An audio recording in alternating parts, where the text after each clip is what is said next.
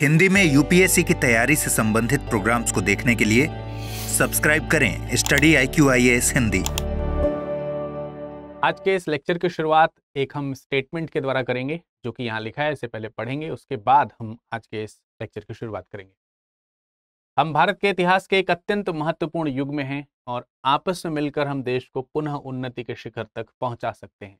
एकता के अभाव में हम नई विपत्तियों में फंस सकते हैं और एकता के सूत्र में ना बंधे तो घोर अव्यवस्था फैलेगी जो कि छोटे बड़े राज्य सभी को नष्ट कर देगी। ये महत्वपूर्ण कथन सरदार वल्लभ भाई पटेल जी के हैं और ये उस समय प्रकट किए गए हैं जिस समय भारत के सामने एक बड़ी विशेष समस्या है, भारत को एक राष्ट्र में, एक सूत्र में, एक अखंड भारत में बांधने की।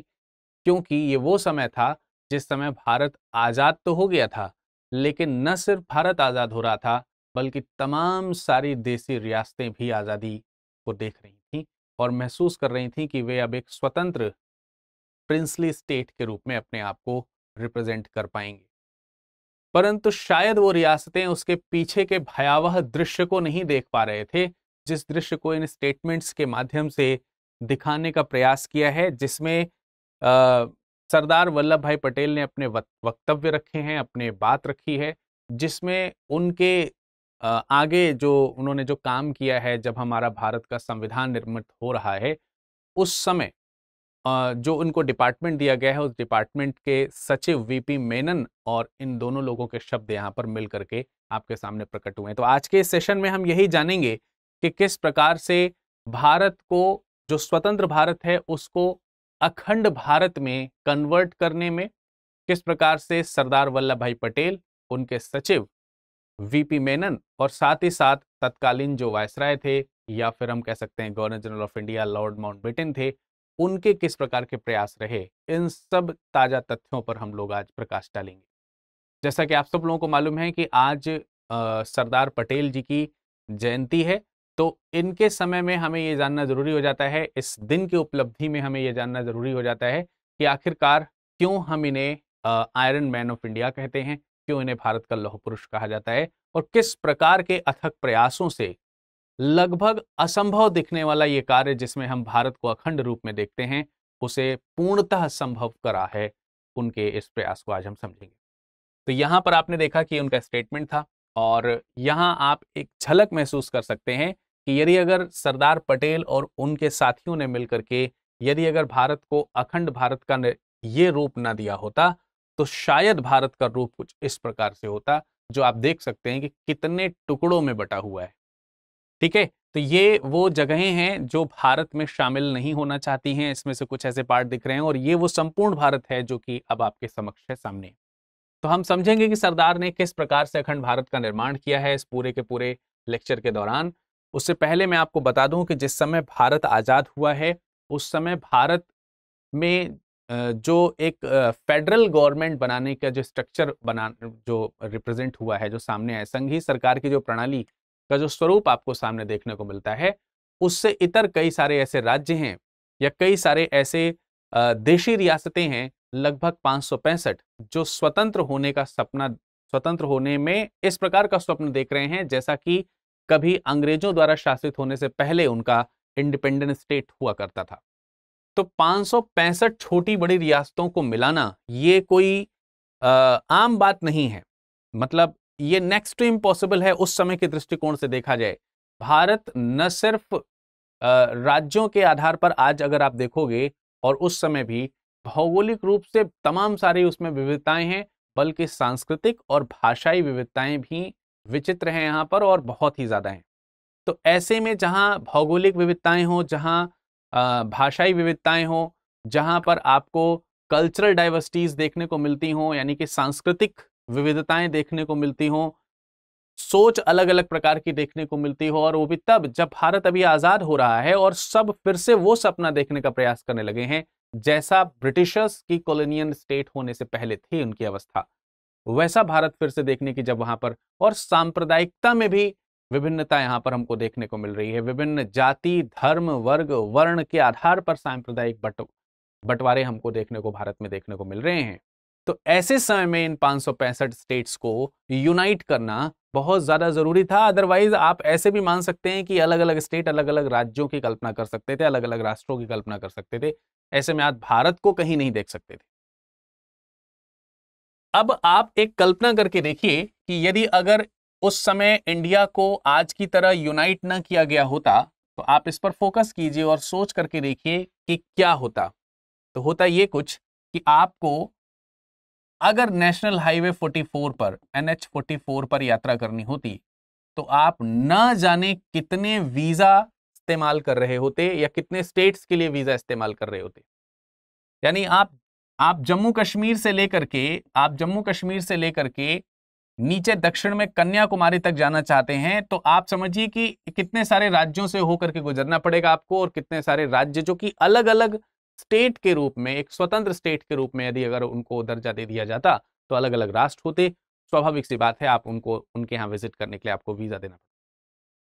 सोचिए कि कितना ज्यादा हम लोगों को अलग अलग राज्यों के साथ में फॉरेन पॉलिसीज के एक्सचेंज करने पड़ते, कितना ज्यादा हम लोगों को उन सारी कंट्रीज के साथ में, जो कि एक कंट्री की तरह बिहेव करते, जो कि हमारे अपने खुद के पड़ोसी थे और अपने खुद ही के लोग थे, उनके साथ कितने प्रकार के विदेशी संबंध रखने पड़ते, कितने प्रकार से एक राज्य को दूसरे राज्य पर आक्रमण करने का और एक दूसरे राज्य से आक्रमण होने का खतरा महसूस होता रहता। ऐसे में वो अपने आप को प्रोग्रेस करते हुए कैसे देख सकते थे। न जाने कितने विदेशी लोगों को मौका मिल जाता फिर से एक बार इस विभाजित भारत को लूट लेने के लिए, जैसा कि अंग्रेजों ने भी कभी किया था। तो शायद आज के भारत की कल्पना तो कभी हो ही नहीं सकती थी बगैर इसके। तो ये इंपॉर्टेंट हो जाता है कि भारत को यूनाइट किया जाए। लेकिन प्रश्न वही है कि कैसे स्वतंत्र भारत को अखंड भारत बनाया गया। यहां पर आपको एक कल्पना और करनी होगी कि स्वतंत्र भारत को जब भी अखंड भारत की कल्पना करने की बात आपके मन में आएगी, तो निश्चित रूप से आप वहां पर दृढ़ता का एहसास अवश्य करेंगे। आपको मैं बताऊं कि यह सिर्फ आधुनिक भारत में ही नहीं, बल्कि प्राचीन भारत में भी एक बार भारत अखंड राज्य बन चुका है। जब मौर्यों का शासन हुआ करता था, उस समय आचार्य चाणक्य ने भारत को लगभग इसी प्रकार के साम दाम दंड भेद की नीति को अपना करके चंद्रगुप्त मौर्य के अंडर में या उसके नेतृत्व में संपूर्ण भारत को एक सूत्र में बांधा था और अखंड भारत की अपनी कल्पना को साकार किया था। संभवतः उसी दृढ़ प्रतिज्ञता को प्रदर्शित करते हुए एक बार फिर से सरदार पटेल ने तमाम सारी देशी रियासतों और दूसरे राज्यों को भारत संघ के अंदर शामिल करने के लिए उसी प्रकार के साम दाम दंड भेद की नीतियों का पालन किया और अंततोगत्वा एक अखंड भारत का निर्माण हमें करके दिया। अब हम सबकी जिम्मेदारी है कि हम उस निर्मित अखंड भारत को अखंड ही बनाए रखें, अक्षुण्य बनाए रखें। उसकी सॉवरेनिटी जो है उसको हम बरकरार रखें, किसी भी प्रकार से उसे ब्रेक ना होने दें। 15 अगस्त 1947 ये न सिर्फ देश की आजादी का दिन है, बल्कि ये वो दिन भी है जिस दिन लॉर्ड माउंटबेटन अपने देश वापस जाएंगे, वापसी का टिकट यहां से लेके जाएंगे। कुछ लोगों का ऐसा मानना है कि शायद इसीलिए इस दिन, क्योंकि इस दिन लॉर्ड माउंटबेटन की वापसी हो रही थी, शायद इसीलिए भारत को आजादी का दिन भी माना गया। पर इसमें हम बहुत ज्यादा आपको ये नहीं कहेंगे कि एग्जैक्टली ऐसा ही था, लेकिन कुछ इतिहासकारों ने ऐसा माना। अब यहां पर एक बात आती है, एक स्टेटमेंट है, अंग्रेजों द्वारा भारत को यदि अगर छोड़ करके भेजा गया, आप सोचिए, कल्पना कीजिए कि जिस समय भारत जो है, अब इससे पहले के इतिहास में मैं नहीं जा रहा हूं वरना इतिहास काफी ज्यादा लंबा हो जाएगा। मैं आपको लॉर्ड माउंटबेटन प्लान के बारे में बताऊं या फिर उससे पहले वेबल प्लान के बारे में बताऊं, मतलब जो भी चीजें, इस तरीके की चीजें मैं आपको बताऊं तो कहीं ना कहीं इतिहास बहुत ज्यादा लेंदी हो जाएगा। अंततः मैं आपको यह बताना चाहता हूं कि अंग्रेज जब भारत को छोड़ करके जा रहे हैं, उससे पहले भारत की स्थिति को समझना हमें जरूरी है। भारत जो कि 1947 में आजाद हो रहा है, 1947 में जो आजाद हो रहा है, प्रिंसली ब्रिटिश कॉलोनियल जो सत्ता है वो अब समाप्त हो रही है। तो अब हमें समझना पड़ेगा कि भारत की स्थिति दो तीन तरीके से, एक वो स्थिति जो मान लेते हैं कि ये गुलाम भारत है, ठीक है। ये जो गुलाम भारत है, इससे पहले का भारत कैसा था, यानी जब अंग्रेज भारत में नहीं आए थे, या यूं कह सकते हैं जब अंग्रेजों ने भारत पर शासन करना प्रारंभ नहीं किया था, तब का भारत। अब जबकि भारत स्वतंत्र हो रहा है, तब का भारत। और अब जब भारत स्वतंत्र हो जाएगा, यानी वर्तमान भारत जो है, उसके बीच को उन लिंक्स को अगर हम जोड़ने का प्रयास करें, उसको हम देखने का प्रयास करें, तो अंग्रेज जब यहां से भारत में जा रहे हैं तो हमें उनसे अपेक्षा ये है कि ये हमारे भारत को व्यवस्थित तौर पर छोड़ करके और एक सुरक्षित और व्यवस्थित सरकार की स्थापना करके तब यहां से जाएंगे। परंतु ऐसा कुछ हुआ नहीं। हुआ यूं कि उन्होंने भारत को आकस्मिक रूप से जब छोड़ करके जाने की बात करी तो इसका परिणाम यह हुआ कि जैसे तमाम सारे जब भारत पर अंग्रेजों का कब्जा रहा, या उन्होंने जब भारत के तमाम सारे देशी रियासतों सहित दूसरे प्रांतों को जब अपने अंडर में किया, तो निश्चित रूप से वहां पर ब्रिटेन की जो एक यूनाइटेड पॉलिसी है वो वहां पर आरोपित की गई। तो एक तरीके से हम कह सकते हैं कि ब्रिटिश भारत का जो समय जो था वो ब्रिटिश अखंड भारत का समय था। लेकिन उनके यहां से जाने पर उस अखंड भारत की जो अखंडता है वो निश्चित रूप से नष्ट होने वाली थी, जो कि अलग अलग देशी रियासतों में बंटने वाले थे। तो ऐसे में क्या ब्रिटिशर्स की ये जिम्मेदारी नहीं थी कि वो सही भारत को यहाँ पर सही तरीके से व्यवस्थित करके जाए? इसको एग्जाम्पल के तौर पर ऐसे ले सकते हैं कि अगर कोई व्यक्ति किसी के यहाँ पर टेनेंट के तौर पर जाता है, मान लेते हैं कोई मकान मालिक है, उसने किसी को अपना कमरा किराए पर दिया है, तो स्वाभाविक सी बात है जब वो कमरा किसी को किराए पर देता है तो वह एक व्यवस्थित कमरा होता है। शायद जब भारत में ये लोग आए थे तो अपने हिसाब से अपने अपने राज्य सारे व्यवस्थित थे, जो भी इंटरनल प्रोसीजर्स थे या लड़ाइयां हुआ करती थी वो भारत का आंतरिक मामला था। उसके बाद जब ये विदेशी भारत में आकर के रहते हैं, या कह सकते हैं कि ये किराएदार जब भारत में आकर के रहते हैं और जब इन्हें इस मकान को छोड़ करके जाना है तो सारा कमरा अव्यवस्थित करके जा रहे हैं, जबकि ये जिम्मेदारी होनी चाहिए थी कि जिस स्थिति में उन्हें ये मकान दिया गया था संभवतः उसी स्थिति में या लगभग उस स्थिति में उसे वापस करके दिया जाए। तो यहां पर यही मैटर है कि ये भारत को बिखरा हुआ छोड़ करके जा रहे हैं, जिसे वीपी मेनन, जो कि मैंने बताया आपको कि जो सचिव थे आपके जवाहरलाल नेहरू जी के जो डिपार्टमेंट था उसके सचिव थे, तो उन्होंने ये कोट किया है कि इस तरीके से अंग्रेजों का भारत को बिखरा हुआ छोड़ करके जाना शायद किसी भी साम्राज्यवादी के लिए या किसी भी साम्राज्यवादी सरकार का सबसे कह सकते हैं कि गंदा कर्तव्य है, ये घिनौना कर्तव्य है। लेकिन हमारे सरदार वल्लभ भाई पटेल ने इसे एक मौके के तौर पर लिया। वैसे सरदार को एकता का प्रतिबिंब माना जा सकता है। आप 1918 में होने वाले खेड़ा आंदोलन की बात करें, 1918 में होने वाले खेड़ा आंदोलन की बात करें, या फिर 1928 में होने वाले आंदोलन की बात करें जिसे हम बारदोली सत्याग्रह के नाम से जानते हैं, बारदोली सत्याग्रह के नाम से जानते हैं। इन्होंने अपना नेतृत्व कहीं ना कहीं वहां की जनता को एकजुट करने, ब्रिटिश सरकार के खिलाफ एकता को प्रकट करने का महत्वपूर्ण योगदान इन्होंने यहां पर दिया है। और अपने इसी अनुभव को कहीं ना कहीं उन्होंने 1947 के समय में जब भारत आजाद हो रहा है तो इंडिया को यूनाइट करने में लगाया है। सो हम ये कह सकते हैं कि किसी भी चीज को यूनाइट करने में इनका बड़ा एक्सपीरियंस है। ठीक है, टूटी हुई चीजों को जोड़ना ये शायद इनके बस में था। अब हम बात करेंगे यहां पर एक इंपॉर्टेंट विलय पत्र की, जो कि है भारत का विलय पत्र। मैंने कहा कि जब बिखरा हुआ भारत छोड़ करके यहां से गए तो जो हमारे सरदार हैं इन्होंने इसे एक मौके के तौर पर लिया। इन्होंने इसे आरोप के तौर पर ना लेकर के एक इस तरीके के मौके के तौर पर लिया कि इस स्थिति का लाभ उठाना चाहिए। हालांकि ये स्थिति बहुत खराब है, परंतु यदि अगर हमने इसमें भारत को यूनाइट कर लिया तो निश्चित रूप में एक राष्ट्रीय सूत्र में हम पूरे देश को बांधने में सफल होंगे और ये हमारे देश को आगे तक कायम रखेगी, अखंडता को कायम रखने में सफल होगा। तो इंस्ट्रूमेंट ऑफ एक्सेशन की अगर हम बात करें यहां पर, यानी भारत के साथ एक विलय पत्र बनाने की बात हो रही थी। मतलब इसकी जरूरत क्यों पड़ रही है? इसकी जरूरत इसीलिए पड़ रही है कि भारत जो संघ बनेगा, उस भारत संघ में जब भारत आजाद हो रहा है तो स्वाभाविक सी बात है कुछ इस तरीके से आजाद हो रहा है कि जिन्हें पाकिस्तान के समक्ष प्रिंसली स्टेट्स के पास में ऑप्शन है कि वो चाहें तो अपने स्वतंत्र राज्य के रूप में स्वतंत्र रह सकते हैं, या फिर कोई भी प्रिंसली स्टेट किसी पक्ष में, या चाहे कि डोमिनियन ऑफ पाकिस्तान या फिर इंडिया के पास वो विलय कर सकता है। तो भारत में विलय की जो शर्तें हैं वो शर्तें किस प्रकार की होंगी, इसके लिए अब पंडित जो हमारे सरदार जी हैं यानी सरदार वल्लभ भाई पटेल जी जो हैं, इनको एक कड़ी मेहनत करनी थी।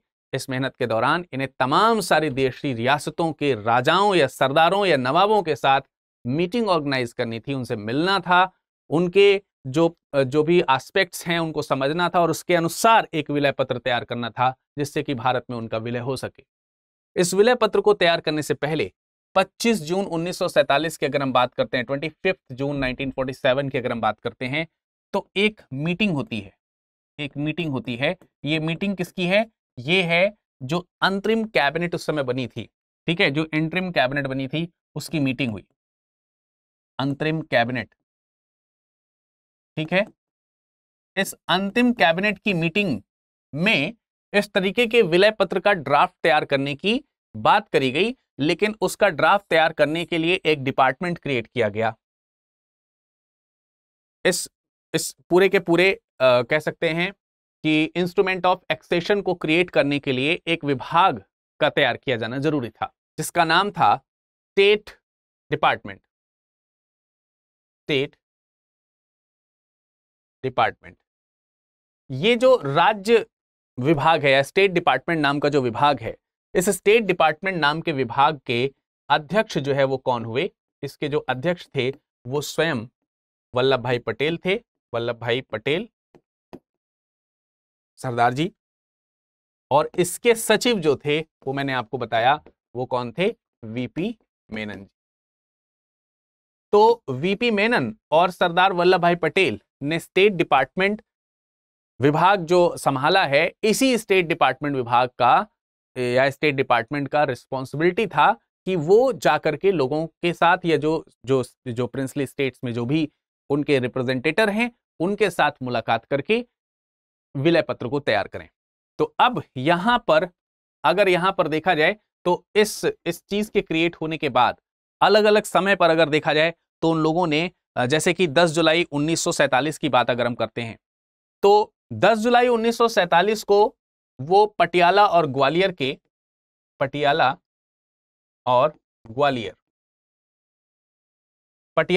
और ग्वालियर के जो नवाब हैं उनसे मुलाकात करते हैं और उन्हें मनाते हैं कि वो भारत संघ में शामिल हों। उन्हें भारत संघ में शामिल होने के जो फायदे हैं वो गिनाना शुरू करते हैं, बताना शुरू करते हैं। और इस तरीके से पटियाला और ग्वालियर के जो राजा हैं वो थोड़ा बहुत इसमें उनका रुझान भी होता है। इसके अलावा वो बीएन मित्तर से मुलाकात करते हैं। बीएन मित्तर जो कि बड़ौदा के नवाब थे या कह सकते हैं कि शासक थे, तो बड़ौदा के शासक बीएन मित्तर से उन्होंने मुलाकात करी। इसके अलावा बीकानेर के केएम पनिक्कर से, बीकानेर के केएम पनिक्कर से और पटियाला के हरिशर्मा से, पटियाला के जो राजा हैं या नवाब हैं हरिशर्मा, उनसे जो है ये मुलाकात करते हैं। और इन सब लोगों को वो धीरे धीरे करके मनाना शुरू कर रहे हैं कि उन्हें भारत के साथ किस प्रकार की संधि शर्त के अनुसार जो है वो विलय पत्र में सिग्नेचर करना है। यहां पर यह ध्यान रखने की जरूरत है कि जो विलय पत्र तैयार हो रहा है उसमें इस बात पे ज्यादा ध्यान नहीं दिया जा रहा है या इस बात पे ज्यादा जोर नहीं दिया जा रहा है कि तुम एनी हाउ भारत संघ में शामिल हो जाओ, तुम्हारी शर्तें क्या हैं वो मुझे बताओ, बल्कि भारत संघ में शामिल होने की जो शर्त है वो भारत संघ की तरफ से इन राजाओं की तरफ रखी जा रही है कि ये चीजें हैं जो आपको यहां पर मिलेंगी। तो ये तो मैंने बताया ना, साम दाम दंड भेद, मतलब हम समझा भी रहे हैं, अगर समझ में आएगा तो ठीक है, वरना हम दाम देके खरीदेंगे, नहीं समझ में आएगा तो हम दंड देके खरीदेंगे। एनी हाउ हम आपको अपने पास लेकर के आएंगे, यूनाइटेड इंडिया बनाएंगे। ये इस जो ड्राफ्ट तैयार हो रहा है उसकी बेसिक कह सकते हैं कि सूझबूझ में इन चीजों को निश्चित तौर पर शामिल जो है वो किया गया है, ठीक है। इसके बाद 24 जुलाई को नवापुर और मैसूर के राज्यों के साथ जब वो मुलाकात किए और इन सब तमाम सारे लोगों से मुलाकात करने के बाद फाइनली जो है इसका ड्राफ्ट तैयार किया गया। किसका ड्राफ्ट तैयार किया गया? यहां पर अगर आप देखेंगे तो किसका ड्राफ्ट तैयार हो रहा है? इंस्ट्रूमेंट ऑफ एक्सेशन, यानी कि भारत के साथ विलय पत्र जो है उसका ड्राफ्ट यहां पर तैयार कर दिया गया। अब जब ये ड्राफ्ट तैयार हो जाता है तो क्या है इस ड्राफ्ट में, इसके ऊपर हम चर्चा करेंगे। लेकिन उससे पहले आपको लगता है कि क्या ये इतना आसान है कि इन लोगों को मनाया जाएगा और ये मान जाएंगे और भारत के साथ में विलय हो जाएगा? मसलन इसको आप ऐसे समझिए कि आप एक स्वतंत्र राज्य के राजा होने वाले हैं, जहां आपकी हुकूमत चलने वाली है, जहां का एरिया जो है आपके द्वारा गवर्न किया जाने वाला है। अब आपको अपना ये जो सुप्रीमेसी है वो इंडिया नाम के स्टेट के साथ मर्ज कर देना है। ये तो तभी हो सकता है जब एक अत्यंत उग्र कह सकते हैं या फिर असीम जो राष्ट्रवाद की जो भावना होती है उसके तहत किया गया हो, या फिर कुछ ना कुछ ऐसी सुविधाएं हो जो आपको भारत के साथ जुड़ने के लिए मजबूर कर रही हैं। तो इन सब चीजों को इस विलय पत्र में ध्यान दिया गया था। वास्तविक रूप में अगर देखा जाए तो इस विलय पत्र में क्या था, उसमें 3 महत्वपूर्ण चीजें थी। ऐसी 3 महत्वपूर्ण चीजें जो एक स्वतंत्र प्रिंसली स्टेट के तौर पर किसी भी राज्य के लिए महंगी साबित हो सकती थी। ऐसी 3 चीजें भारत की तरफ से इसमें रखी गई हैं, और वो 3 मामले क्या हैं? इनमें सबसे महत्वपूर्ण मामला है रक्षा, यानी कि डिफेंस। दूसरा मामला है फॉरेन अफेयर्स, यानी कि जो विदेशी मामले हैं, विदेशी मामला। हालांकि जो ये 2 मामले हैं, यानी विदेशी मामले और जो रक्षा वाला जो मामला है, इसको जो ड्राफ्ट तैयार किया गया था, इसकी शुरुआती ड्राफ्ट में इन दोनों को शामिल किया गया, लेकिन बाद में ड्राफ्ट में एक चेंजेस वीपी मेनन और सरदार द्वारा जरूर किए गए, और वो ये था कि संचार मामला भी इसमें शामिल किया जाए। संचार यानी कि कम्युनिकेशन। अब देखने में तो ये बहुत ही छोटा सा शब्द है संचार, लेकिन इसके अंदर इसका व्यापक रूप है, जिसको किसी भी राज्य के लिए, किसी भी प्रिंसली अब क्या प्रिंसली स्टेट्स, कोई भी क्या भारतीय जो रजवाड़ा था, क्या इतना बड़ा था जितना बड़ा आज भारत है? स्वाभाविक सी बात है, नहीं। तो उनको उतनी ही चीजों को बनाना जितना आज एक स्वतंत्र भारत में शामिल है, उन्हें अपने राज्य के लिए सुख खुद से क्रिएट करना काफी महंगा साबित हो सकता था। वो भी तब जब समय 1947 का हो, 1947 का, क्योंकि ये अब पहले की देशी रियासतों वाला समय नहीं था। आज 200 साल पहले का समय नहीं है, 250-300 साल पहले का समय नहीं है। राजाओं महाराजाओं का ये काल केवल देखने के लिए अब ये आधुनिक कह सकते हैं विश्व था, जिसमें आधुनिक भारत का निर्माण हो रहा था।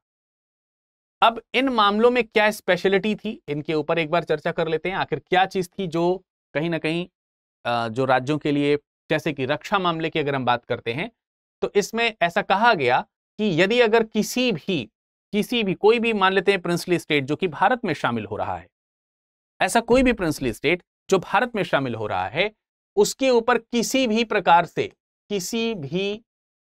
प्रकार का विदेशी हमला होता है, विदेशी हमला हो, तो इससे निपटने के लिए इंडियन आर्म फोर्सेस जो हैं वो आमना सामना करेंगी। यानी कि एक प्रिंसली स्टेट को यदि अगर भारत में शामिल नहीं होना है, तो कहीं ना कहीं उसे अपना रक्षा मामला खुद देखना पड़ेगा। फिर मुझसे मत कहना कि फला राज्य ने हमारे ऊपर आक्रमण कर दिया है और अब आप हमें जो है सहायता प्रदान कीजिए। कैसे प्रदान करेंगे? इसको आप ऐसे समझिए, मान लेते हैं आज के समय में पाकिस्तान बना हुआ है और पाकिस्तान के ऊपर सपोज चाइना, वैसे तो उसका फ्रेंड है लेकिन चाइना किसी का भी फ्रेंड नहीं हो सकता है, किसी कंडीशन में यदि अगर चाइना पाकिस्तान के ऊपर आक्रमण करता है, तो क्या उसे बचाने के लिए भारत जाएगा? क्या पाकिस्तान ने ऐसे संबंध रखे हैं कि चाइना के अगेंस्ट में भारत पाकिस्तान को बचाने का प्रयास करे? शायद ये तब हो सकता है कि जब पाकिस्तान कह दे कि हम तुम्हारे लिए, तुम्हारे साथ 1947 वाला जो विलय पत्र है उसके अकॉर्डिंग हम आपके साथ विलय होना चाहते हैं। पर ये तो कोरी कल्पना सी हो गई है ना, फिलहाल के दृष्टिकोण से देखा जाए तो फिलहाल तो ये कोरी कल्पना सी है, लेकिन हो सकता है कभी ये संभव हो जाए। तो 1947 से लेकर के 1948-49 तक ये सारी चीजें फलीभूत हो रही हैं। जैसे जो एग्जाम्पल मैंने अभी पाकिस्तान को लेकर के दिया, ऐसे एग्जाम्पल्स उस समय भी हुए, वो फिर जूनागढ़ के हों, वो फिर जम्मू कश्मीर के हों, इत्यादि के। वहां तो यही हुआ, जो कि जैसे आप फील करिए कि आज पाकिस्तान के ऊपर हमला हो जाए और पाकिस्तान भारत से कहे कि हम तुम्हारे साथ मिल जाएंगे बशर्ते आज हमें चाइना से बचाया जाए, या फिर कुछ इस तरीके का। सो सिंपली यहां पर यह कहा गया कि किसी प्रकार के जो रक्षा मामले हैं वो अब उनके खुद के नहीं होंगे, और इसमें खुद के ना होने सबसे बड़े, भाई डिफेंस में तो बहुत बड़ा आपका इकोनॉमी इन्वॉल्व होता है ना, बहुत बड़ा इन्वेस्टमेंट इन्वॉल्व होता है, उससे बच करने से आप बच जाओगे। आप अपनी रियासत को लेकर के आओ, आपकी रियासत की रक्षा का जिम्मेदारी भारत संघ का होगा। किसी भी स्तर से कोई भी हमला होता है, चाहे हवाई हमला हो, चाहे जमीनी हमला हो, चाहे जलीय हमला हो, हर प्रकार से हम आपकी सुरक्षा रक्षा करने का वचन देते हैं, या होगा ही। और आज ऐसा ही है भारत में। आप किसी भी राज्य में जब हमला देखते हैं या किसी प्रकार का कोई सैन्य मुसीबत आती है, तो वहां पर पर्टिकुलर स्टेट नहीं रिप्रेजेंट कर रहा होता है उसको बचाने के लिए। जैसे एग्जांपल के तौर पे आज जम्मू कश्मीर पे हमला हो जाएगा तो क्या जम्मू कश्मीर अपनी रक्षा करेगा? इंडियन आर्मीज जो हैं या जो भारत की जो सैन्य शक्ति है, वो चाहे वो उसमें तमिलनाडु के सैनिक हो, चाहे बांग्लादेश के पश्चिम बंगाल के सैनिक हो, चाहे वो बिहार के हो, चाहे उत्तर प्रदेश के हो, चाहे पंजाब के हो, चाहे महाराष्ट्र के हो, हर जगह के वो भारत का सैनिक है, वहां पर जाकर के जम्मू कश्मीर की रक्षा कर रहा है। एंड डेफिनेट वे में अगर हम ये कहें कि रक्षा मामले बहुत बड़ी एक कह सकते हैं कि सहायता थी या फिर एक मुद्दा था जिसकी वजह से प्रिंसली स्टेट भारत संघ में जुड़ने के लिए राजी हुए। इसके अलावा अगर हम रक्षा मामले के आगे की बात करते हैं तो विदेश मामलों में चाहे वो किसी भी देश या दूसरी जो राज्य हैं उनके साथ संधि का मामला हो, ठीक है, इसे अब भारत संघ करेगा, उसमें मीडिएटर के तौर पर प्रिंसली स्टेट्स को परेशान होने की जरूरत नहीं है। इसके अलावा अगर मान लेते हैं कि कोई भी अपराधी है तो उससे संबंधित जो भी मामला है, विदेशी मामला, वो भी चीज भारत की नागरिकता का मामला हो, ये सारी चीजें जो है कहीं ना कहीं अगर आप भारत में विलय नहीं होंगे तो इसके मामले आपको खुद सुलझाने पड़ेंगे। जबकि आप हमारे साथ शामिल हो जाएंगे तो फिर आपका मामला रहेगा ही नहीं, तो हमारा मामला हो जाएगा, नहीं भारत संघ का मामला हो जाएगा। पूरा भारत मिलकर के इस मामले को संभालने का प्रयास करेगा और सुलझाने का प्रयास करेगा। ये दूसरा बड़ा मुद्दा था जो कि भारत में जो देशी रियासतें थीं उसको विलय करने का एक बड़ा मामला के रूप में प्रकट होता है। और संचार की अगर हम बात करें तो शायद सबसे बड़ा यह मामला हो सकता था कि भारत में ये शामिल हो। जैसे कि पोस्टल डिपार्टमेंट की बात करते हैं, कोई भी एक, आप सोचिए, एक कल्पना करके देखिए कि प्रेजेंट टाइम के इंडिया में यदि अगर उड़ीसा को या फिर किसी दूसरे भी राज्य को ले लेते हैं, मान लेते हैं मध्य प्रदेश का कोई राज्य, कोई भी जगह ले लेते हैं, भोपाल की बात कर लेते हैं हम। मान लेते हैं कि आज की डेट में यदि अगर भोपाल को एक स्वतंत्र राज्य का दर्जा दिया गया होता तो उसके पास अपना एक पोस्टल डिपार्टमेंट होना चाहिए था। पूरा पोस्टल डिपार्टमेंट जैसे इंडियन पोस्ट है उस तरीके का पूरा एक पोस्टल डिपार्टमेंट इसके पास होना चाहिए था। फेडरल रेलवेज के साथ में इसके कनेक्शंस होने चाहिए थे। अब आप सोचिए कि आपके यहां अगर कोई भी उत्पाद बनता है तो आप उसको क्या करेंगे, उसको आप विदेशों में बेचेंगे। उस नजरिए से भोपाल के आसपास के जो भी भारत संघ के राज्य हैं वो सब इसके लिए विदेश होंगे और उनके साथ व्यापार करने के लिए यदि अगर वो फेडरल रेलवे का इस्तेमाल करता है तो सोचिए कितना बड़ा नुकसान इसको होगा। जितने का तो उत्पाद नहीं होगा, उससे तो अधिक इसको जो है पैसे टैक्सेस के रूप में देने पड़ जाएंगे, तो इसकी तो इकोनॉमी फ्लॉप हो जाएगी आसपास। और इन राज्यों के साथ ट्रेड किए बगैर ये भोपाल तो रह नहीं सकता था। भाई भोपाल है आप, भारत नहीं है, ठीक है। तो यहां पर आप समझिए ये कितना बड़ा नुकसान होने वाला था। इसके अलावा आपके यहां की जनता यदि अगर पड़ोसी राज्य का मतलब उन राज्यों से हो रहा है जो प्रेजेंट टाइम में भारत संघ में शामिल हैं, भोपाल के आसपास के जितने भी राज्य आप समझ लीजिए या जो भी जिले हैं वगैरह सब समझ जाइए, अगर उनके साथ इंटर एक्सचेंज ट्रैफिक को कंट्रोल करना है तो सोचिए कितना बड़ा यहां पर इनको मैनेजमेंट की जरूरत पड़ेगी और उसमें कितना खर्चा आएगा। कैसे मैनेज करेंगे, कितना ट्रांसपोर्ट आप मैनेज करेंगे, समुद्री या बंदरगाह रिलेटेड। अब यहां पर तो मान लेते हैं कि भोपाल में समुद्री या बंदरगाह से रिलेटेड कोई चीज नहीं पड़ेगी, लेकिन उड़ीसा जैसे प्रांतों में तब आपको अपना जहाजरानी विकसित करना पड़ेगा और छोटे छोटे राज्यों के साथ जो कि आपके कभी अपने भारतीय थे उन्हीं के साथ व्यापार करने के लिए आपको अंतरराष्ट्रीय संधि शर्तों को मानते हुए उनके लिए मैनेजमेंट तैयार करना होगा, जो कि आपके लिए बड़ा खर्चा हो सकता है। एयर ट्रैफिक कंट्रोल की बात हो, रेलवे पुलिस की फोर्स की बात हो, किसी भी प्रकार से एयर ट्रांसपोर्टेशन हो, एयर कम्युनिकेशन हो, एक जगह से दूसरी जगह ट्रेवल करना हो आपको, तो आप सोचिए कितना एक्सपेंसिव है। इसके अलावा टेलीफोन है, टेलीग्राम है, टेलीग्राफ है, वायरलेस कनेक्शंस हैं, इंटरनेट। अब उस समय जो भी सिस्टम्स थे वो जो उस तरीके की वायरलेस जो प्रणाली वगैरह थी उन सब का अपना खुद का आपका कंट्रोलिंग होना चाहिए। और कितना कर पाएंगे आप एक राजा के तौर पर इतनी सारी चीजें। ये अब वो वाले राजा नहीं है, पहले जमाने वाले राजा नहीं है कबूतर उड़ा करके संचार चला लेंगे, ये गुप्तचर। और फिर इतना ही नहीं, इन सब मामलों में आप देखिए, जैसे कि अगर विदेश मामले में एक पॉइंट और आपको जोड़ना चाहिए, राजनयिक और उनके जो भी दूतावास हैं, कितने दूतावास रखेंगे आप। भारत के ही अकेले, आप दूसरी दुनिया छोड़ दीजिए, भारत ही आपके लिए इकलौती एक दुनिया हो जाती। आप भोपाल हैं, आपको भारत के अलग अलग राज्यों के साथ में, भारत के अलग अलग राज्यों के साथ में उनसे कनेक्शंस बनाने के लिए कितने दूतावास रखने पड़ेंगे, इसका खर्चा कौन उठाएगा और इसको मैनेज कौन करेगा, कैसे करेगा कोई मैनेज। तो इन सब चीजों को जब प्रिंसली स्टेट्स के सामने रखा गया तो कई सारे प्रिंसली स्टेट्स जो थे वो इन सभी शर्तों को अपनाने के लिए तैयार हुए और बिना किसी दूसरी शर्त के, बिना अपनी शर्त बिना रखे हुए, कोई भी व्यक्ति इसके अलावा अपनी शर्त कैसे रख सकता था।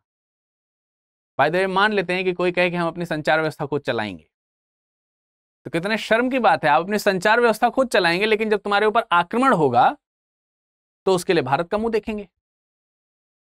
Is it possible? ये संभव है क्या? नहीं, ये संभव नहीं हो सकता था। स्वाभाविक सी बात है, उन प्रिंसली स्टेट्स के लिए यही हितकारी था कि वो भारत के साथ जुड़े। लेकिन यहां समस्या थी कि अकेले सरदार वल्लभ भाई पटेल इतने सारे प्रिंसली स्टेट्स को कन्विंस कर लें, या फिर केवल इन्हीं की बात से सारे लोग कन्विंस हो जाते। ऐसा नहीं था कि कन्विंस नहीं हो रहे थे, लेकिन वो कहते हैं ना कि एक जोर देने वाली बात भी थी। एक बार में कोई भी व्यक्ति अपनी रियासत कैसे छोड़ देता? आप समझिए, बात रियासत की है। ये स्कूल में पेंसिल रबड़ कटर एक्सचेंज वाली बात नहीं है कि भाई अपनी पेंसिल में दे देना और उसके बाद भूल जाना। ये वो बात नहीं है, ये रियासत देने की बात है।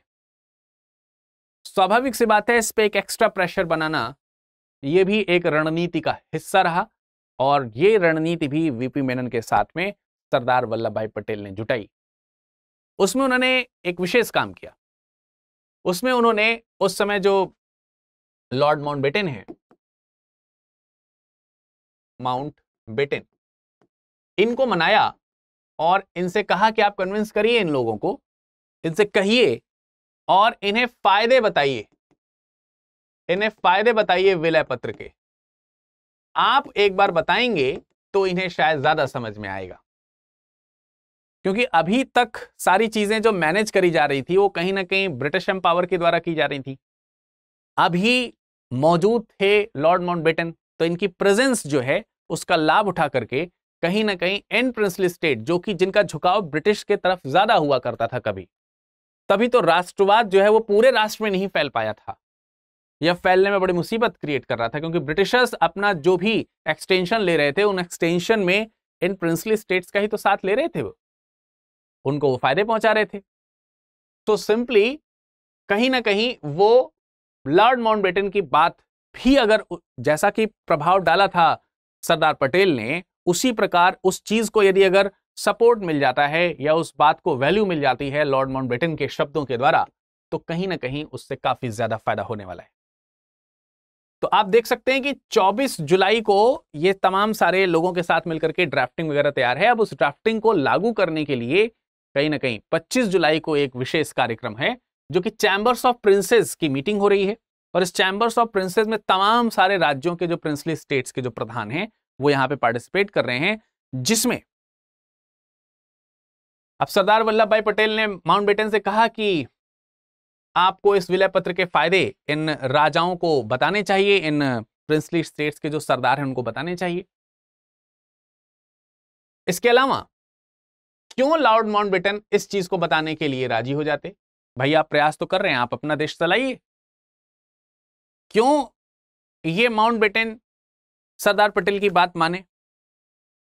उनका मानना भी मजबूरी था, का रीजन था, क्योंकि पटेल ने कहा, सरदार पटेल ने, उन्होंने कहा कि आप जरा सोचिए कि जिस तरीके का बिखरा हुआ भारत, जो कि शुरुआत मैंने आपको व्याख्या की जिसकी, कि जिस तरीके का बिखरा हुआ भारत आप छोड़ करके जा रहे हैं, इस तरीके के बिखरे हुए भारत को छोड़ने के बाद जो यहां पर दुर्व्यवस्था होगी उसके रिस्पॉन्सिबल भी कहीं ना कहीं ब्रिटिश गवर्नमेंट होगी, जिसका अब पूरे विश्व में कह सकते हैं कि पूरे विश्व में आपका इतिहास कैसे लिखा जाएगा ये आप ही तय करिए। मतलब थू हो जाएगी आपकी, तो मिसमैनेजमेंट आपके ही माथे फोड़ा जाएगा, क्योंकि आप ही यहां के अंतिम वायसराय गवर्नर जनरल बनकर जा रहे हैं।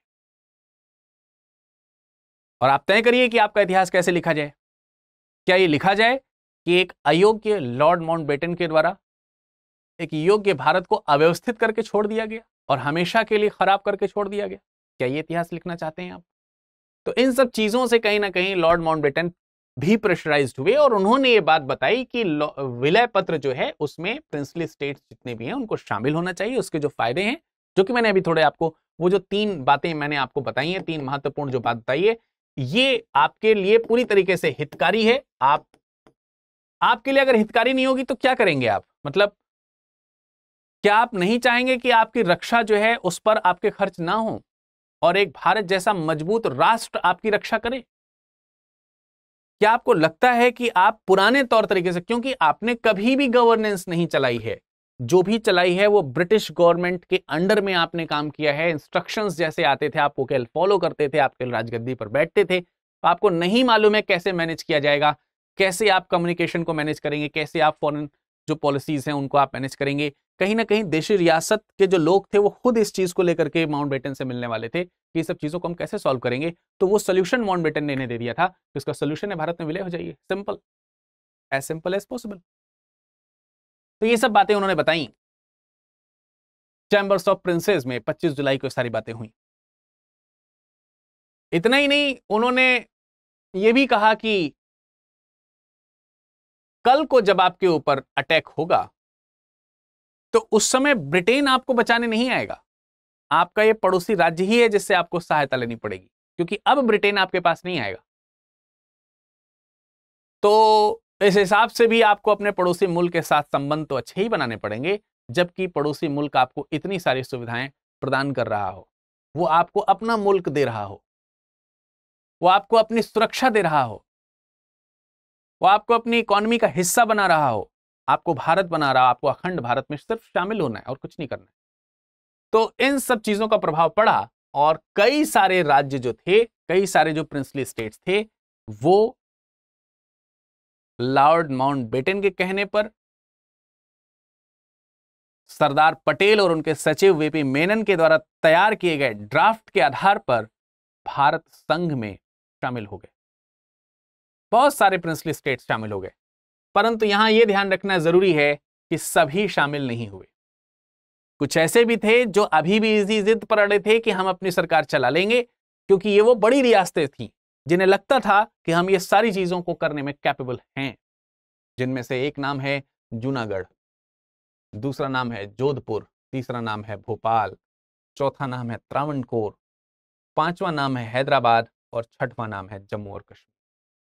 जूनागढ़, जोधपुर, ये जूनागढ़ पश्चिमी भारत का हिस्सा मान लीजिए, जोधपुर भोपाल इसको आप मध्य पश्चिम भारत का हिस्सा मान लीजिए, त्रावणकोर और हैदराबाद ये आपके दक्षिण भारत के वो हिस्से हैं जो विलय नहीं होना चाहते थे, और उत्तर भारत का वो हिस्सा जो भारत में शामिल नहीं होना चाहता था, वो राज्य हैं जिन्होंने विलय पत्र की शर्तों को स्वीकार नहीं किया और इन्होंने ये चाहा कि हम एक स्वतंत्र राज्य के रूप में रहें।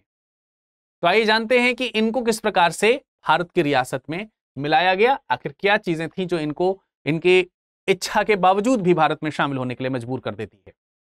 सबसे पहले बात करेंगे जूनागढ़ की, जो कि 80% हिंदुओं से भरपूर ये राज्य था, यानी हिंदू बाहुल्य प्रांत था, जिसमें जो नवाब थे वो मुस्लिम थे जिनका नाम था मोहम्मद महावत खान। अब एक हिंदू प्रांत पर एक मुस्लिम राजा का शासन है और ये मुस्लिम शासक पाकिस्तान के साथ विलय होना चाहता है। इसकी इच्छा है कि वो पाकिस्तान के साथ विलय हो जाए, ये पाकिस्तान के साथ जाना चाहता है। इसके पीछे काफी कुछ जो इन्फ्लुएंसिंग थॉट्स हैं वो शाहनवाज भुट्टो के हैं, जो कि नवाब का दीवान था। ये वही शाहनवाज हैं जो कि आपको मालूम है कि पाकिस्तान के आगे आने वाले जो प्रधानमंत्री थे उनके पिता हैं। तो वो कौन प्रधानमंत्री थे पाकिस्तान के जिनके पिता शाहनवाज भुट्टो हैं? एक बार कमेंट सेक्शन में कमेंट करके बताइएगा। अब देखिए यहां पर एक विशेष बात है, ये वो प्रांत है, ये वो प्रिंसली स्टेट है जो हिंदू बाहुल्य है, जिसका राजा जो है वो मुस्लिम है। तो वहां पर जो वहां की जो जनता है वो इसे यहां का शासक नहीं बनाना चाहती है और न ही पाकिस्तान के साथ जूनागढ़ का विलय होते देखना चाहती है, बल्कि विपरीत इसके यहां की जनता भारत के साथ विलय होते हुए देखना चाहती है, जिसका विरोध मोहम्मद महावत खान पाकिस्तान के रूप में शामिल होने के पक्ष में कर रहा है। अब इसका फायदा जो है वो मोहम्मद अली जिन्ना उठाना चाहते हैं क्योंकि इसी की वाइस वर्सा सिचुएशन जो है, या जैसे जनसंख्या की अगर हम बात कर रहे हैं तो कुछ वैसी ही सिचुएशन आपको उल्टी जम्मू कश्मीर में दिखने वाली है, जहां जम्मू कश्मीर जो है, उस समय का जो जम्मू कश्मीर है, उसमें एक हिंदू शासक है, जो कि जम्मू कश्मीर में जो जनसंख्या है वो मुस्लिम बाहुल्य है उस समय।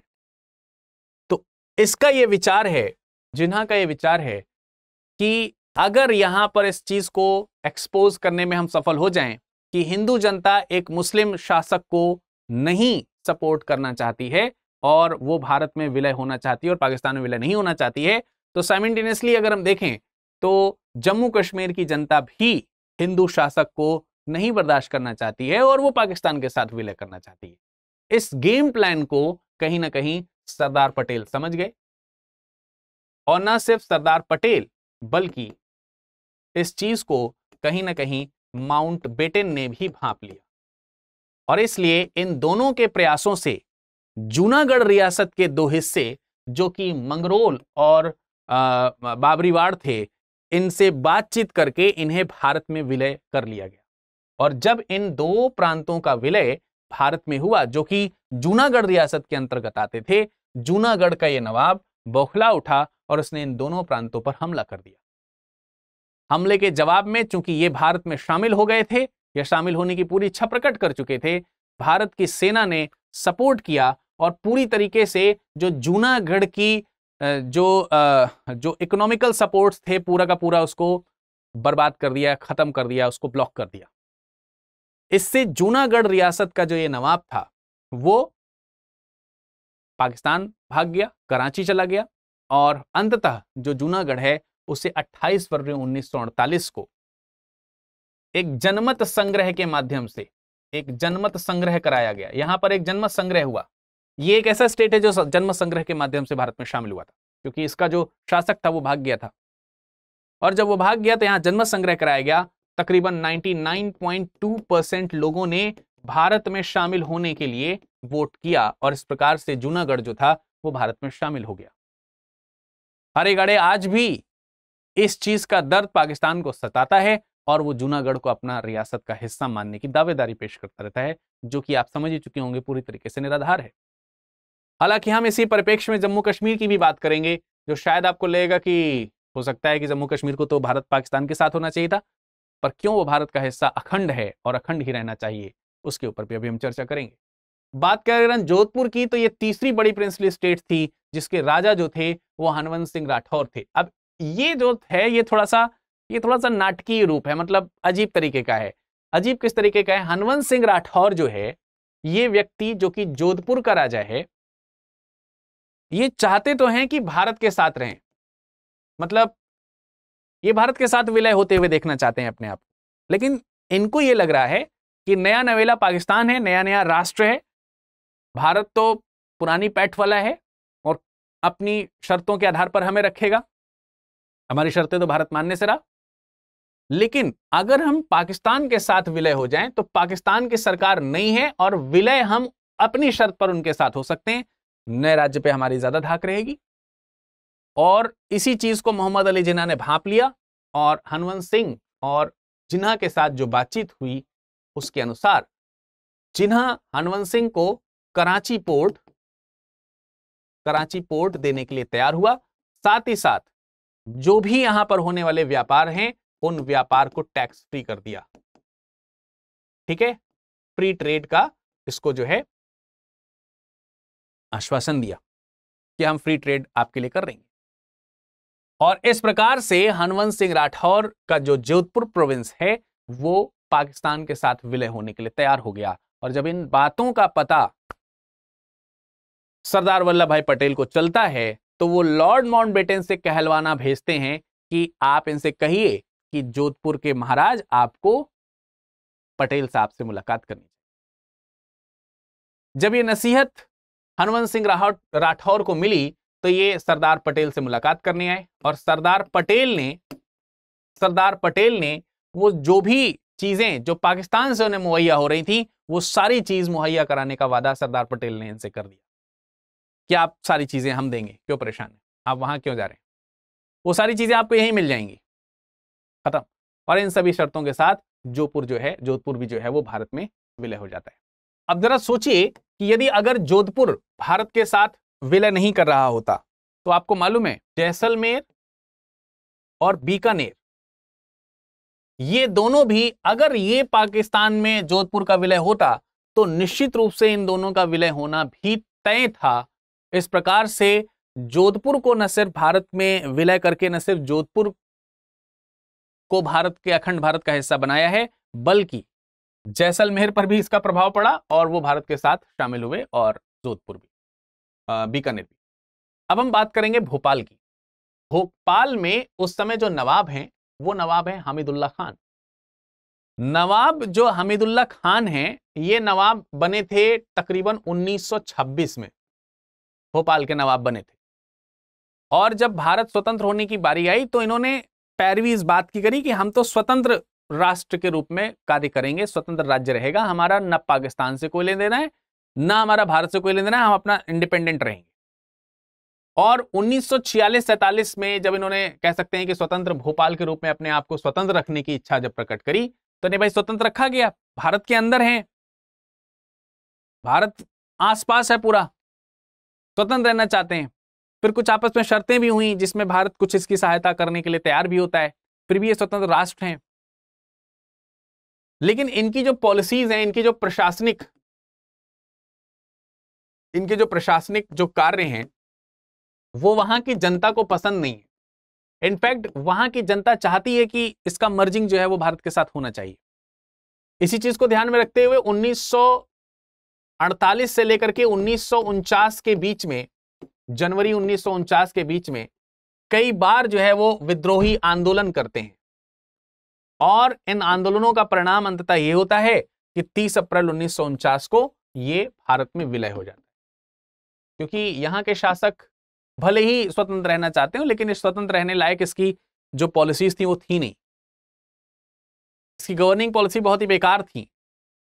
तो अंततः जो है ये राज्य भी, या ये कह सकते हैं जो रियासत है, यह रियासत भी किसमें मिल गई, यह रियासत भी आकर के भारत में विलय हो गई। अब अगर हम बात करते हैं त्रावणकोर की, जो कि दक्षिण भारत का एक राज्य है, यहां पे राजा थे सीपी रामास्वामी अय्यर, जो कि एक कह सकते हैं कि वरिष्ठ अधिवक्ता भी थे, वकील भी थे। 1946 में इन्होंने घोषणा कर दी कि हम तो भाई स्वतंत्र राष्ट्र रहेंगे, हम तो क्या रहेंगे, स्वतंत्र राष्ट्र रहेंगे। लेकिन माना जाता है ऐसा कि इनकी इस प्रकार की घोषणा के पीछे कहीं ना कहीं ब्रिटिश पॉलिसीज जो है वो काम कर रही थी। शायद ब्रिटेन जो है वो किसी न किसी प्रकार से बैकिंग जो है इनकी कर रहा था, जो इन्हें इस बात पर उकसा रहा था कि आप तो स्वतंत्र रहिए, कोई दिक्कत नहीं है। उसके पीछे माना जाता है, अब क्योंकि जो ये त्रावणकोर जो इलाका है, ये परमाणु बम बनाने वाले जो भी मिनरल्स हैं उसका भरपूर स्थल माना जाता है। माना जाता है कि यहां पर एक अच्छी तरीके का जो कह सकते हैं, जैसे मोनाजाइट, यहां पर मोनाजाइट जो है वो काफी अच्छी मात्रा में पाया जाता है, और ये चाहते थे कि मोनाजाइट ब्रिटिशर्स जो है वो यहां से लें, इनके साथ इनका संबंध बनाए और इसके लिए इनको बैकिंग दें, ऐसा माना जाता है। ठीक है, और जो भी है, आगे चल करके केरल सोशलिस्ट पार्टी ने, अब ये सब चीजें वहां की जनता भी बर्दाश्त नहीं कर रही है और वो भी चाह रही है कि हमको विलय कर दिया जाना चाहिए। केरल सोशलिस्ट पार्टी ने इनके ऊपर एक आत्मघाती हमला भी किया, और इन सब चीजों से परेशान होकर के अंततः जो है वो त्रावणकोर भी, जो ये सीपी रामास्वामी अय्यर हैं, ये भारत का जो विलय पत्र है उसकी शर्तों को, उसके विलय पत्र की जो शर्तें हैं उसको स्वीकार कर लेते हैं, और त्रावणकोर भी भारत के अखंड राज्य में से एक हो जाता है। इसके बाद बारी आती है हैदराबाद की। हैदराबाद तो काफी नाटकीय प्रभाव वाला रहा ही है। जब हम हैदराबाद की बात कर रहे हैं तो मैं आपको एक रेफरेंस देना चाहता हूं। इसमें दिलीप सर के द्वारा एक कुछ समय पहले ही एक मुद्दे की बात प्रोग्राम लेकर के आया गया था, जिसमें हैदराबाद किस तरीके से विलय हुआ है भारत में, उसके पूरी कहानी को बताया गया है, उसकी पूरी चीजों को समझाने का प्रयास किया गया है। तो उस समय वहां के जो राजा हैं या फिर निजाम है, उनका नाम है उस्मान अली खान या उस्मान अली खान। ठीक है, और ये रिप्रेजेंट करना चाहते हैं कि हम भी एक स्वतंत्र राज्य रहेंगे, और ना ही हमें भारत से कोई मतलब है, ना ही हमें पाकिस्तान से कोई मतलब है। इनफैक्ट अगर इन दोनों में कोई युद्ध भी होता है तो ऐसी स्थिति में ना हम भारत का साथ देंगे, ना हम पाकिस्तान का साथ देंगे। लेकिन इनका यह कहना एक छल था, एक दिखावा था। निश्चित रूप से इनका जो हृदय था वो पाकिस्तान के साथ लगा हुआ था, और पाकिस्तान के मोहम्मद अली जिन्ना का कहीं ना कहीं इनको सपोर्ट भी था कि आप ऐसा करिए।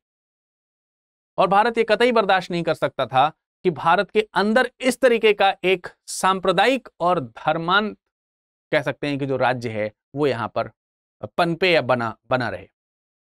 इसलिए इसका भारत के राज्य में विलय होना जरूरी था।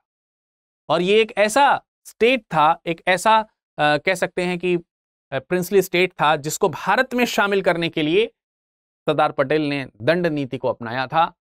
इसमें पुलिस फोर्स जो है वो इस्तेमाल करी गई थी, आर्मी जो है इस्तेमाल करी गई थी। यहाँ के जो रजाकार थे, रजाकार एक तरीके से एक ऐसी संस्था थी जो कि कह सकते हैं कि यहाँ जो हैदराबाद है उसकी एक आंतरिक सुरक्षा दल के रूप में जानी जाती थी, जिसका एस्टैब्लिशमेंट 1926 में महमूद नवाज खान ने किया था। और इसका उद्देश्य ये था कि जो हैदराबाद के जो नवाब हैं, उस हैदराबाद के नवाब की सत्ता के अंतर्गत एक इस्लामिक स्टेट की जो है वो स्थापना की जाए, विशुद्ध इस्लामिक स्टेट वो रहे। इस उद्देश्य के साथ इसका एस्टैब्लिशमेंट जो है वो रजाकार डिपार्टमेंट का किया गया था। इसमें तमाम सारे रजाकार होते थे। 1946 में कह सकते हैं जब भारत आजाद होने की कंडीशन में है, तो उस समय जो रजाकार है वो रजाकार है, जो इसका अध्यक्ष है इसका, वो है कासिम रिजवी। और ये सब लोग मिलकर के ये चाहते हैं कि हैदराबाद एक स्वतंत्र स्टेट के रूप में रहे, जिसको जो है पाकिस्तान की बैकिंग सपोर्ट मिलता रहे या मिले। लेकिन अंततः जो है, अब मैं आपको यहां पर ये बता दें कि हैदराबाद जो है वो हिंदू बाहुल्य प्रांत है। स्वाभाविक सी बात है कि ये वाला जो कह सकते हैं कि टर्म है, ये भी यहां पर काम करेगा कि जो जनता है वो निश्चित रूप से भारत संघ के साथ जुड़ना चाह रही है, और नवाब्स जो हैं वो ये चाहते हैं कि हमारा इंडिपेंडेंट स्टेट बने। ऐसे में जब सारे काम बिगड़ गए तो ये जो उस्मान अली खान हैं, इन्होंने एटली से संपर्क किया, जो कि उस समय पीएम थे ब्रिटेन के, ठीक है, ब्रिटेन के जो पीएम थे, प्राइम मिनिस्टर थे क्लीमेंट एटली। क्लीमेंट एटली से संपर्क किया और रिक्वेस्ट किया उनसे कि जो हैदराबाद है उसे, हैदराबाद जो है इसे जो है आप कॉमनवेल्थ में शामिल कर लें, कॉमनवेल्थ स्टेट में शामिल कर लें, यानी वो राज्य जिन पर ब्रिटिश साम्राज्य का आधिपत्य है। तो ऐसा करने से क्लीमेंट एटली ने इनकार कर दिया, और अब ये सिचुएशन इस तरीके की बन गई कि ये ना घर के रहे ना घाट के रहे, इस तरीके की सिचुएशन यहां पर क्रिएट हो गई। और इधर जो ये महाराज हैं, ये जो रजाकार वगैरह हैं और जो कासिम रिजवी है, इनके अत्याचार लगातार बढ़ते जा रहे थे, जिससे जनता वहां के आक्रोश में आने की स्थिति में हो गई और जनता भी विद्रोह करने शुरू कर देती थी। अब ये ऐसा करते थे कि जितनी भी जैसे ट्रेन वगैरह हैं, जो भी हैदराबाद से होकर के गुजरती थी, उसको ये रोक लेता था। रोक करके वहां के जो भारत की तरफ से, यानी कि जो हैदराबाद से बाहर के जो भी लोग आते थे, उनको ये लूट लेता था। तो इन सब चीजों से काफी ज्यादा परेशानी हो रही थी। अंततः कहीं ना कहीं इसके लिए सैन्य कार्यवाही करनी जरूरी हो गई, और इस सैन्य कार्यवाही का नाम दिया गया ऑपरेशन पोलो। माना जाता है कि ये एक ऐसा राज्य था जिसमें बहुत ज्यादा मात्रा में पोलो ग्राउंड जो है वो मौजूद थे। लगभग 17 बड़े पोलो ग्राउंड्स मौजूद थे। इसी चीज को ध्यान में रखते हुए या इसी चीज को नाम लेते हुए यहां पर ऑपरेशन पोलो जो है वो लाया गया। ऑपरेशन पोलो और पूरी की पूरी किस तरीके से हैदराबाद का विलय हुआ है, उसकी डिटेल इंफॉर्मेशन मैंने आपको बताया कि आपको उसका लिंक यहाँ पर डिस्क्रिप्शन बॉक्स में मिल जाएगा। आप वहां पर जाकर के देखोगे तो कैसे हैदराबाद का विलय हुआ है, उसकी डिटेल इंफॉर्मेशन दिलीप सर ने आपको दिया। वहां पर जाकर के एक बार जरूर पढ़ लेकिन सरसरी तौर पर मैं आपको यहाँ पर बता रहा हूँ। तो ऑपरेशन पोलो जो है वो चलाया गया 13 सितंबर 1948 को। फोर्सेस जो हैं, इंडियन आर्म फोर्सेस जो हैं वो यहाँ पर घुस जाती हैं, और फाइनली 18 सितंबर 1948 को ये नवाब साहब जो है वो सरेंडर कर देते हैं, यानी समर्पण जो है वो कर देते हैं। इनके आत्मसमर्पण करने के बाद नवंबर 1949 में अंततः हैदराबाद का विलय जो है वो भारत में हो जाता है। इसकी पूरी इंटरेस्टिंग कहानी है, आप कैसे जो है बातचीत हुई है, कैसे जो नवाब हैं उन्होंने धमकी देने का प्रयास किया सरदार वल्लभ भाई पटेल को, उसका जवाब कैसे सरदार वल्लभ भाई पटेल ने दिया है, ये तमाम सारी इंटरेस्टिंग कहानी आपको यहाँ पर देखने को मिलेगी। अब हम बात कर लेते हैं जम्मू कश्मीर की, जिसके राजा जो थे वो हरि सिंह थे, जो कि एक हिंदू शासक थे, और ये चाहते थे कि ना हम पाकिस्तान के साथ रहें ना ही हम भारत के साथ रहें, हम एक इंडिपेंडेंट स्टेट के रूप में रहें। जबकि यहाँ की जनता जो है उसमें आप देखोगे यहाँ की जनता जो है वो मुस्लिम बाहुल्य, और यही तो मैं आपको बता रहा था कि जैसे जूनागढ़ में हिंदू बाहुल्य राज्य, ये जिन्ना दिखाना चाहता है कि हिंदू बाहुल्य राज्य जूनागढ़ में जिस तरीके से मुस्लिम राजा का, मुस्लिम शासक को जनता एक्सेप्ट नहीं कर रही है, और वहां जो है पाकिस्तान में उसका विलय होना, उसी तरीके से जो जम्मू कश्मीर है उसमें एक हिंदू राजा को मुस्लिम जनता कैसे एक्सेप्ट कर सकती है। इस तरीके से अगर आप जूनागढ़ को ले जाना चाहते हैं तो जम्मू कश्मीर आपको देना पड़ेगा। हालांकि वो तो प्लान फेल हो गया था। अक्टूबर 1947 में क्या होता है कि जो पाकिस्तान है उसके कुछ आक्रमणकारी जो है वो जो श्रीनगर, इसकी जो राजधानी थी, श्रीनगर की जो राजधानी है, इस तक आने का प्रयास करते हैं और वो जो घुसपैठिए हैं वो जम्मू कश्मीर में काफी अंदर तक प्रवेश कर जाते हैं। राजा हरि सिंह जो है वो इनसे लड़ पाने में सक्षम जब अपने आप को नहीं पाता है तो वो भारत से सपोर्ट मांगता है। अब भारत, अब उस समय प्रधानमंत्री जो है वो आपको मालूम है जवाहरलाल नेहरू जी हैं, और उस समय यही प्रोसीजर चल रहा है। उस समय भारत में जैसे ये जूनागढ़ था, इसमें आपको मैंने बताया कि जनमत संग्रह की बात करी गई थी, तो इस राज्य में भी जनमत संग्रह जैसी ही बात थी कि अगर वहां पर जनमत ये कहता है कि हमको, आप जनमत ये कहता है कि आपका राज्य जो है वो अनसेफ है, आपको प्रोटेक्शन चाहिए पाकिस्तान से, आप जनमत कराइए, भारत के पक्ष में लेकर के आइए, हम आपको प्रोटेक्शन देंगे, भारत में विलय करना पड़ेगा। तमाम सारी ऐसी पॉलिसीज थी। इन्होंने जब इंटरनेशनल जो कह सकते हैं कि जो शर्तें थी या फिर जो उस समय जो बड़े बड़े ग्लोबल इंस्टीट्यूशंस बन चुके थे, जिसमें सबसे बड़ा जो यूएन था, उन सबसे जब बातचीत करी तो यही मसला सामने आया कि आप पहले जो है इनका, अगर आपस में कोई ऐसी ट्रीटी हो या कोई ऐसा विलय पत्र पर सिग्नेचर हो रहा हो, तभी आप अपनी जो सेना है वो यहां पर डिप्लॉय कर सकते हैं, अदरवाइज नहीं कर सकते। तो इन सब चीजों को देखते हुए राजा हरि सिंह ने यहां पर 26 अक्टूबर 1947 को विलय पत्र पर हस्ताक्षर किए। लेकिन इसमें जो इसमें हम कह सकते हैं कि कुछ ऐसे मुद्दे थे जिसको उसने पूरी तरीके से अनएक्सेप्ट किया, और इसी कारण से जो है आपको मालूम है कि एक स्पेशल राज्य का जो है वो दर्जा दिया गया था जम्मू कश्मीर को।